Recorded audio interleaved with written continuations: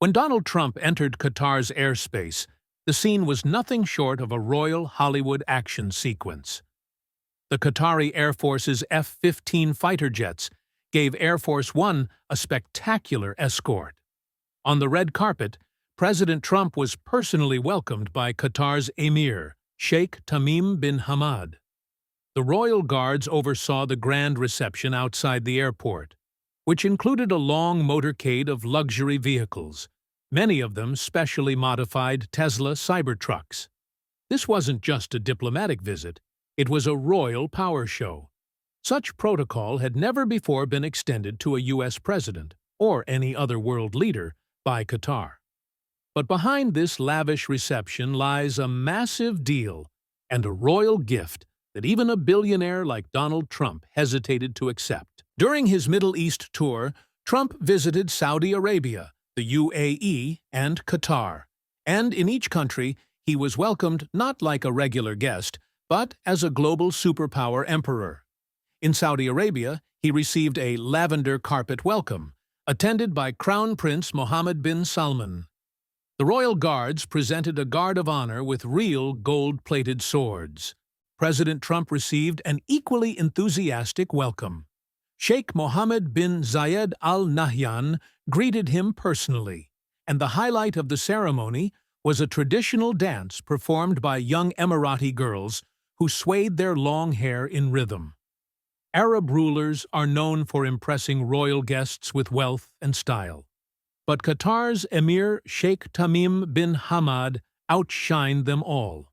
He not only arranged a royal protocol for Trump, but gave him an imperial-level reception unprecedented for any American president on Gulf soil. It all started with an aerial salute by F-15 fighter jets. As Air Force One entered Qatari airspace, 8 F-15s from the Qatari Air Force flew alongside in perfect formation. White House officials on board recorded this historic moment and thanked the Emir of Qatar for the royal gesture. The escort continued until Air Force One landed at Hamad International Airport in Doha. As soon as Trump disembarked, a red carpet was laid out on the aircraft stairs, and standing at the end of it was none other than Sheikh Tamim bin Hamad Al Thani himself. This was significant, as normally the Qatari Prime Minister or Deputy Emir would greet royal guests. But this time, the Emir himself broke protocol for Trump. Accompanying him was the elite Emiri Guards unit, a 210-member force solely dedicated to protecting the Emir. As Trump exited the airport, a luxurious motorcade awaited to take him to the royal palace. The showstopper of the convoy was the specially modified Tesla Cybertrucks, part of Qatar's royal protocol fleet. But the escort wasn't limited to Qatar's vehicles alone. The U.S. Secret Service's armored SUVs were part of the convoy, too. Leading the procession was a dedicated cameraman crew capturing every historic moment, followed by a GMC Yukon Denali leading the motorcade. Behind it was a Qatari police Audi RS5 with emergency lights and tactical equipment. Then came 2 modified Tesla Cybertrucks, flanked by 8 Qatari police BMW R10 heavy bikes in precision formation. Next were 2 identical presidential limousines, known as the Beast, followed by Secret Service Chevrolet Suburbans. Another pair of GMC Yukons from Qatar followed. Then a U.S. armored Chevrolet 3500 HD, equipped with secure phones, encrypted data uplinks, and military-grade relay systems. Then came 4 more Suburbans from the Secret Service carrying the backup tactical unit.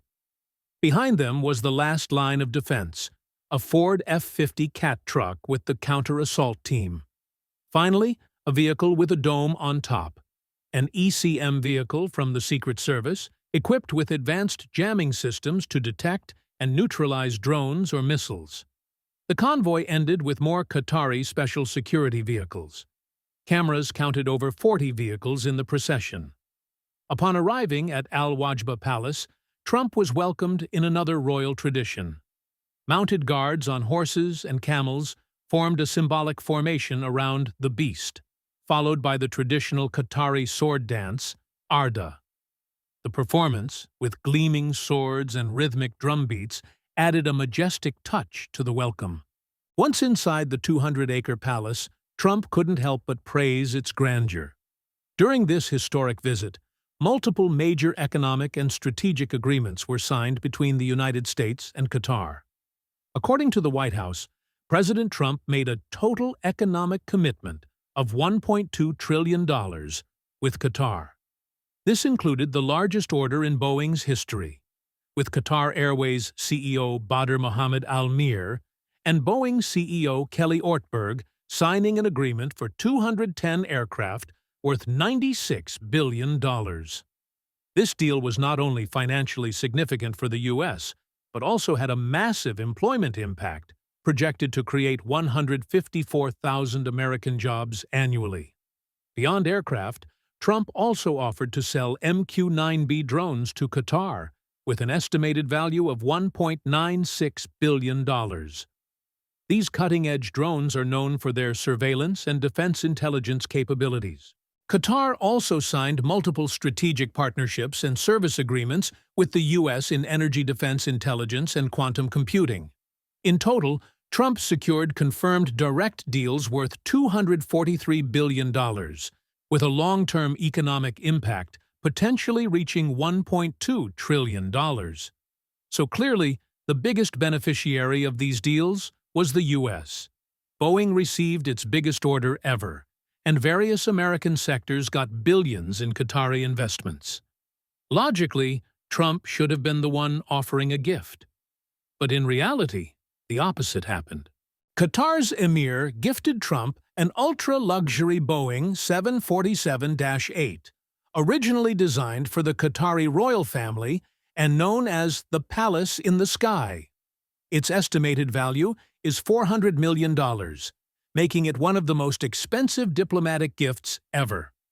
The jet includes 2 full bathrooms, 9 lavatories, a master and guest bedroom, multiple lounges, a private office, and a passenger capacity of 89 people. Trump received the offer, but there's a catch.